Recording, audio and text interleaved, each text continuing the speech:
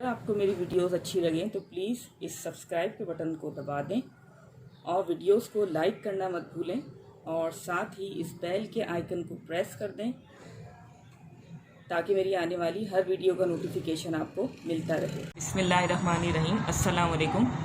आज मैं आप लोगों के लिए एक्सरसाइज 4.2 सॉल्व करूँगी। तो चलिए वीडियो को स्टार्ट करते हैं। जैसे कि आप देख सकते हैं क्वेश्चन मैंने आप लोगों के लिए ऑलरेडी यहाँ पर जो है वो कॉपी करके रखा हुआ है। तो एक्सरसाइज 4.2 बहुत ही सिंपल है। सिर्फ और सिर्फ यहाँ पर जो है वो दो मेन क्वेश्चन है। एक क्वेश्चन नंबर 1 में आपको जो है वो असेंडिंग ऑर्डर में अलजेब्रिक एक्सप्रेशन को अरेंज करना है और क्वेश्चन नंबर 2 में आपको डिसेंडिंग ऑर्डर में करना है। ठीक है, तो देखिए क्वेश्चन नंबर 1 में आपके पास write the following in ascending order with respect to A. देखिए यहाँ पर मैंने ए को थोड़ा सा हाईलाइट कर दिया है क्योंकि क्वेश्चन में आपको जो अलजेब्रिक एक्सप्रेशन दिया हुआ है उसको आपने विद रिस्पेक्ट टू ए जो है वो असेंडिंग ऑर्डर में लिखना है।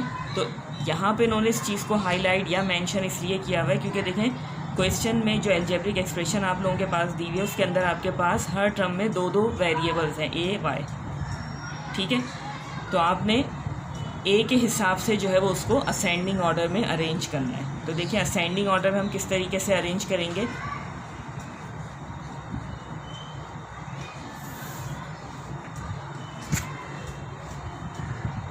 ये देखिए ये क्वेश्चन को मैंने जो है वो दोबारा से नीचे कॉपी किया है। कॉपी करने के बाद अब मैं इसको डायरेक्ट जो है वो असेंडिंग ऑर्डर में अरेंज कर दूंगी। असेंडिंग ऑर्डर में देखिए अरेंज करने का तरीका ये होगा कि आपने इन तीनों टर्म्स में ए को ही कंसीडर करना है और असेंडिंग मीन्स आप मिनिमम से वैल्यूज़ मैक्सिमम तक लेकर जाएंगे। यानी कि सबसे पहले आप जो है वो लोअर वैल्यू लेंगे ए की, उसके बाद उससे ज़्यादा, फिर उससे ज़्यादा। ठीक है, तो ये देखिए यहाँ पर ए की जो है वो लीस्ट, यहाँ पर देखिए ए की वैल्यू जो है वो 3 है, यहाँ पर ए की एक्सपोनेंट जो है वो 1 है और यहाँ ए का एक्सपोनेंट 2 है। ठीक है, तो सबसे लीस्ट या सबसे छोटी या सबसे मिनिमम वैल्यू जो है वो क्या है ए। तो देखिए सबसे पहले हम ये लिख लेंगे। ठीक है, उसके बाद 1 से ज़्यादा ये देखिए 2, तो हम इसको लिख देंगे। इसके बाद ये हो गया लास्ट हमारा ये नंबर बच गया तो हम इसको लिख देंगे। इसका कोई साइन नहीं है तो मीन्स पॉजिटिव साइन है। ये देखिए बहुत ही सिंपल। किसी भी क्वेश्चन को अगर आप असेंडिंग ऑर्डर में, किसी भी अलजेब्रिक एक्सप्रेशन को अगर आप असेंडिंग ऑर्डर में अरेंज करेंगे किसी भी वेरिएबल के हिसाब से, जैसे यहाँ इन्होंने ए के हिसाब से कहा है तो हमने इसको ए के हिसाब से ही असेंडिंग ऑर्डर में लिखा है। असेंडिंग ऑर्डर में मींस आप मिनिमम से मैक्सिमम वैल्यू से एक्सपोनेंट की तरफ जाएंगे, मिनिमम एक्सपोनेंट से मैक्सिमम एक्सपोनेंट की तरफ जाएंगे।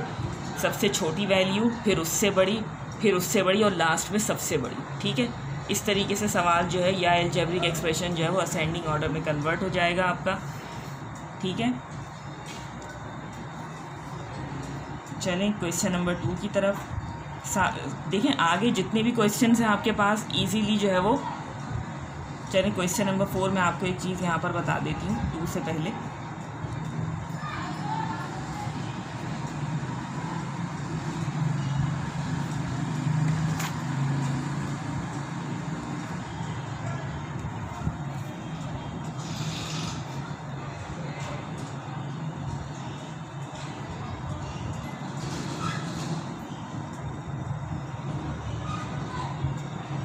ये देखिए क्वेश्चन नंबर 4, ये जो मैंने यहाँ पे लिखा है इसलिए लिखा है, इसको सॉल्व करने की एक रीज़न है। इसको पहले मैं सबसे पहले दोबारा नीचे कॉपी कर लेती हूँ।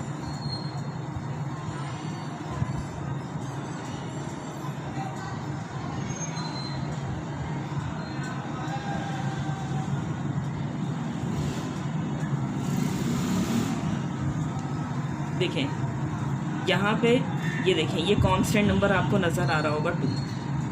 ठीक है, अब बज़ाहिर ये देखें यहाँ पे 2 के साथ कोई वेरिएबल अटैच नहीं है, मगर यहाँ पे एक हिडन ए है जिसकी वैल्यू है ये देखें। ये एक जनरल सिचुएशन है कि किसी भी वेरिएबल के ऊपर अगर ये नॉट हो या ये 0 हो तो वो इक्वल्स टू होता है 1। ठीक है, ये एक जनरल आपके पास जनरली एक वैल्यू है ए नॉट इज़ इक्वल्स टू 1, इसको आप हमेशा जहन में रखिएगा। कोई भी वेरिएबल के ऊपर अगर आपको ये नॉट नज़र आए तो इसका मीन्स होता है कि ये 1 के इक्वल है, ठीक है। इसी तरह क्वेश्चन की तरफ आए, ये देखिए यहाँ पे आपके पास 2 के साथ बज़ाहिर कोई वेरिएबल अटैच नहीं है, तो इसका मतलब है कि यहाँ पर एक हिडन ए है जिसकी पावर है नॉट या ज़ीरो। तो जब आप इसको असेंडिंग ऑर्डर में अरेंज करेंगे तो इस चीज़ का ध्यान रखिएगा कि सबसे पहले जब आप इसको आंसर को लिखेंगे तो उसमें यहाँ पे सबसे पहले 2 आएगा, ठीक है। और रीज़न मैंने आपको बता दी क्यों, क्योंकि यहाँ पर ए की पावर 0 है, ठीक है। अब उसके बाद देखें 0 से बड़ी जो पावर होगी या बड़ा जो नंबर होगा वो क्या होगा 1। तो ये देखें यहाँ पर ए के वेरिएबल जो वेरिएबल ए है इसका एक्सपोनेंट क्या है 1। तो यहाँ पर आ जाएगा आपके पास सेकंड पोजीशन पे ये वाली टर्म। उसके बाद 1 से बड़ी वैल्यू देखें, ये देखें ये 3 है, ये 5 है, ये 4 है। तो 1 से बड़ी वैल्यू आप 3 ले लेंगे, ठीक है। 3 के बाद आपके पास जो नंबर होगा वो 4 होगा, तो आप इसको नहीं लेंगे, इसको ले लेंगे पहले,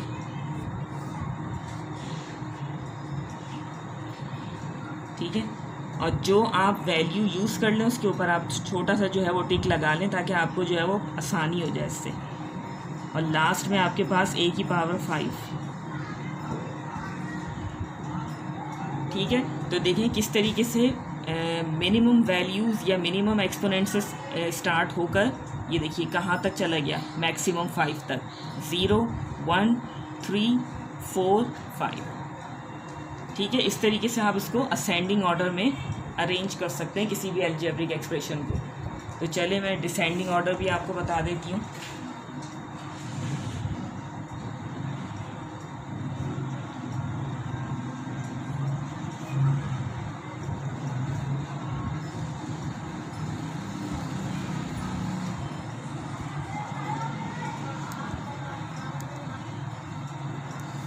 देखिए इस सवाल में आप लोगों के पास कोई रिस्ट्रिक्शन नहीं है कि आप इस वेरिएबल से लें। उन्होंने वर्ड यूज़ किया गिवन वेरिएबल, यानी कि सवाल में आपके पास जो भी वेरिएबल होगा आपने उसके ही अकॉर्डिंग उसको डिसेंडिंग ऑर्डर में अरेंज करना है।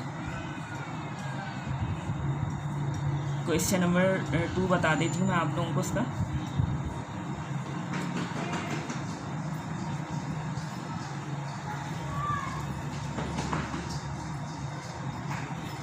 अब देखिए डिसेंडिंग ऑर्डर बिल्कुल जो है वो असेंडिंग ऑर्डर का कन्वर्स होगा या अपोजिट आप उसको कह सकते हैं। वहाँ पे आप जो है वो मिनिमम से मैक्सिमम की तरफ वैल्यूज़ लेकर जाते हैं, यहाँ पर आप मैक्सिमम से मिनिमम की तरफ आएंगे, ठीक है। Higher to lower values, higher to lower exponent. तो देखें अब आपको यहाँ पर वेरिएबल y दिया हुआ है, ठीक है। अब आप सबसे y की जो सबसे बड़ी वैल्यू होगी आप सबसे पहले उसे कंसीडर करेंगे सवाल में। सॉरी यहाँ पर 5 है एक्सपोनेंट, ठीक है। तो जो सबसे बड़ा जो है वो एक्सपोनेंट होगा y का वो आप कंसीडर करेंगे। तो देखिए यहाँ पर आपके पास है 1, ये 2, यहाँ देखिए अगेन -7 लिखा हुआ है, तो इसका मतलब है यहाँ पर y 0 है, ये 3 और ये 5। तो देखिए सबसे बड़ी जो वैल्यू है आपके पास वो क्या है। अच्छा मैंने दोबारा सवाल को उतारा नहीं था,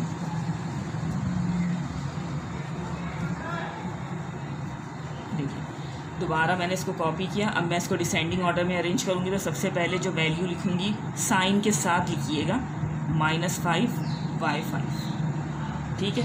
अब 5 से जो लोअर हो, 5 से लोअर नंबर क्या होता है 4। अब देखिए यहाँ पर अगर 4 होगा तो आप लिख लेंगे, 4 नहीं है। 4 से छोटा नंबर 3, तो आप ये वाला जो है वो टर्म इसके साथ अटैच करेंगे। 3 से छोटा जो है नंबर हमारे पास क्या होगा 2, तो देखिए ये आ जाएगा -4 y², ठीक है।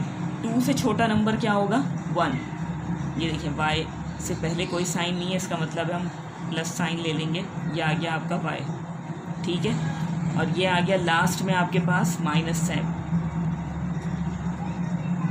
यानी कि यहाँ पर y क्या है, हिडन y है y0, ठीक है, वो हम लिखेंगे नहीं। तो देखिए किस तरीके से डिसेंडिंग ऑर्डर में अरेंज हो गया। देखिए y की वैल्यू सबसे पहले 5, फिर 3, फिर 2, फिर 1 एंड देन 0, ठीक है। तो ये हो गया एक क्वेश्चन। एक मैं आपको अपॉन वाली वैल्यू बता देती हूँ। जैसे कि क्वेश्चन नंबर पार्ट 8 जो है वो उसका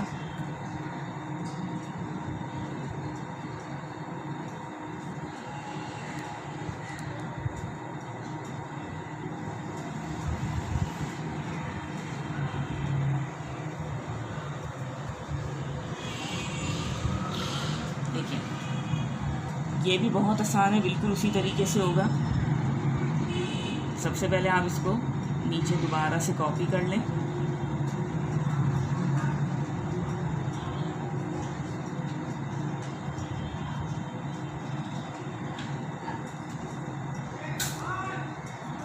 देखिए, सबसे पहले जो है वो y की सबसे बड़ी वैल्यू हमें देखनी है, क्योंकि हम डिसेंडिंग ऑर्डर में लिख रहे हैं। तो देखिए, यहाँ पर y4 है, यहाँ y0 है, यहाँ y2 है। तो सबसे बड़ी वैल्यू आपके पास ये है, तो आप इसको लिखेंगे। उसके बाद 4 से छोटा नंबर 3 होगा, वो हमारे पास है नहीं। 3 से छोटा 2 है, तो हम ये वाली वैल्यू ले लेंगे। 2 के बाद 1 आता है, 1 भी नहीं है हमारे पास, तो फिर लास्ट में हमारे पास आता है -96। ठीक है, जब आप इन वैल्यूज़ को अरेंज कर लेंगे, उसके बाद जो फ्रैक्शन वैल्यूज़ होंगी उसकी तरफ आप जाएंगे। तो देखिए, आप इसको दो तरीके से देख सकते हैं। देखिए, एक तो आपको ये देखें नेगेटिव, जिस तरीके से पॉजिटिव वैल्यूज़ होती हैं, तो जैसे जैसे हम जो है वो आगे बढ़ते हैं, जैसे 1 के बाद 2 के बाद 3, तो हम मिनिमम से मैक्सिमम वैल्यूज़ की तरफ जाते हैं। जैसे जैसे हम आगे बढ़ते जाते हैं, वैल्यूज़ बढ़ती जाती हैं, मतलब पॉजिटिव होती हैं। और इसी तरीके से जब आप पीछे की तरफ आते हैं, देखिए मैं यहाँ पर आपको एक एग्जांपल देती हूँ। प्राइमरी के बच्चों को देखें, यही चीज़ सिखाई जाती है नंबर रे के थ्रू।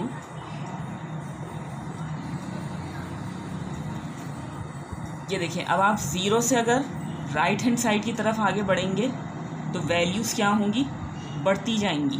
1 से बड़ा 2, 2 से बड़ा 3, इस तरीके से। लेकिन अगर आप टूवर्ड्स लेफ़्ट जाएंगे तो ये देखें, यहाँ से वैल्यूज़ घटना शुरू होंगी। जैसे ये देखिए, -1 से छोटा -2, -2 से छोटा -3 एंड सो ऑन। यानी कि नेगेटिव में जब आप वैल्यूज़ को लेते हैं तो जितनी बड़ी वैल्यू होगी वो उतनी छोटी हो जाएगी, और जो जितनी छोटी वैल्यू होगी वो बड़ी कंसीडर की जाती है अगर नेगेटिव साइन के साथ है। तो बिल्कुल यहाँ पे भी ये देखें, अपॉन में वैल्यूज़ का मतलब है कि जब आप इसको ऊपर लेकर आएंगे तो ये क्या हो जाएगा, ये देखें 64/y4 मीन्स अगर आप इसको ऊपर लेकर आएंगे तो ये हो जाएगा 64y-4। तो ये जो नेगेटिव वैल्यूज़ हैं, अब आप ये देखें, इसी तरीके से ये ऊपर आएगा तो ये क्या हो जाएगा, y-2। अब इन दोनों में से बड़ा क्या होगा, ऑब्वियसली 2 बड़ा होगा। जितनी छोटी वैल्यू होगी नेगेटिव में वो बड़ी कंसीडर की जाती है। ठीक है, तो इसका मतलब है कि यहाँ पर हम y4 नहीं ले सकते, हम यहाँ पर ये लेंगे 2 वाली वैल्यू, और उसके बाद ये।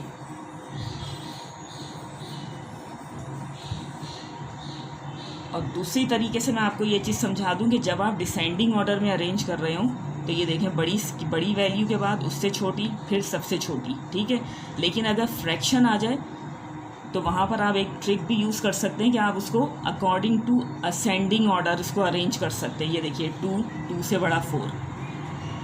ठीक है, तो ये भी इसकी एक छोटी सी ट्रिक समझ लें आप। ये आपका आंसर है। ठीक है, 2 तरीके से आप इसको देख सकते हैं।